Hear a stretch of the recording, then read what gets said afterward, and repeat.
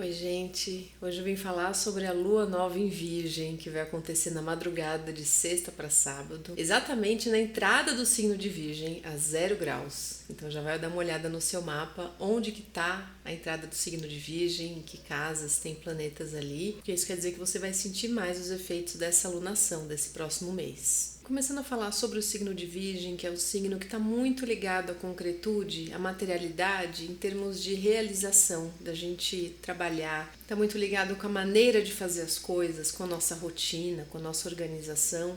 Então esses são temas que vão ficar bastante em evidência nesse momento. Principalmente porque o céu está nos pedindo uma mudança de rotina, uma mudança de maneira de fazer as coisas, seja do trabalho, seja de casa, a maneira da gente organizar nossos horários e como a gente estrutura os nossos dias, o nosso cotidiano, que é o puro suco de Virgem, é o dia a dia. E por que o céu está nos pedindo essa mudança? Porque Urano, que é o planeta que fala de mudança, de libertação, ele está desafiando Sol e Lua e exigindo que haja algum tipo de revisão, algum tipo de reestruturação dessa rotina, desse trabalho e dessas maneiras de fazer. E para a gente entender mais que tipo de mudança a gente precisa fazer nessas questões virginianas, eu trouxe alguns trechos do livro de Stephen Arroyo, que é um autor maravilhoso, e o livro se chama Astrologia, Karma e Transformação, as dimensões internas do mapa natal. O livro está em inglês, eu não achei tradução, então eu fiz tradução livre de alguns trechos aqui pra gente. E ele diz assim: o planeta Urano simboliza uma força que se manifesta como mudanças repentinas dos padrões de vida,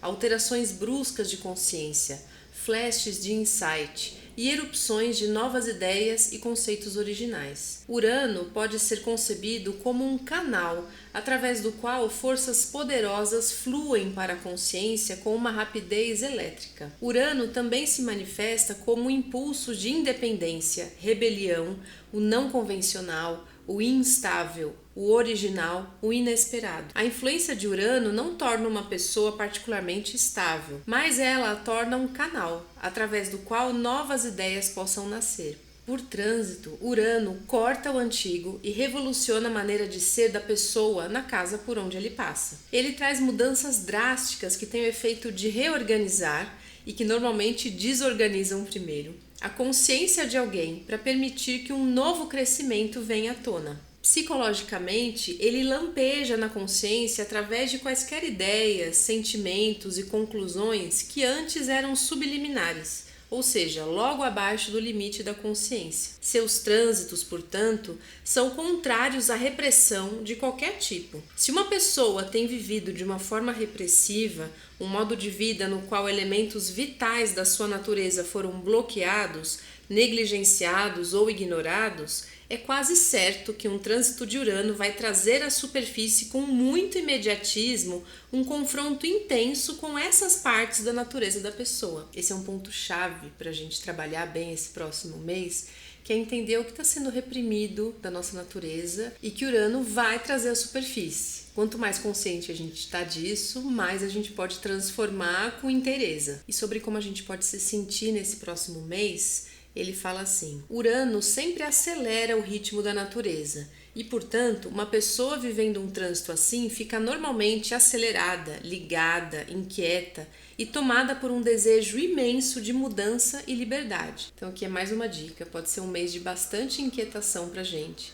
Então a gente precisa encontrar maneiras de externalizar essa inquietação, pode ser pela escrita, pode ser pelo movimento, que é ótimo, pela respiração, para a gente conseguir transmutar isso e colocar para fora esse movimento. E ele continua dizendo assim: Urano, no seu melhor, é o grande libertador, aquele que desperta, o iluminador que mexe com as vidas internas e externas da pessoa com tal intensidade que as coisas nunca mais serão como antes. Esse planeta pode ser aproximado da figura mitológica de Prometeu, que roubou o fogo dos deuses, permitindo assim aos seres humanos ampliar o alcance do seu conhecimento.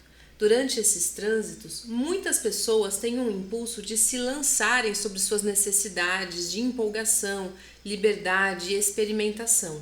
elas vão geralmente tomar atitudes radicais para mudar o que elas percebam que seja uma situação de vida sufocante. Durante esses trânsitos, a pessoa geralmente tem um impulso de fugir de situações de vida que sejam vistas como inibidoras ou frustrantes para sua autoexpressão. Mas às vezes pode ser mais construtivo, caso a situação seja fundamentalmente saudável e flexível, que a pessoa experimente mudanças radicais dentro dos limites da situação antiga, seja ela um casamento, trabalho ou o que quer que seja.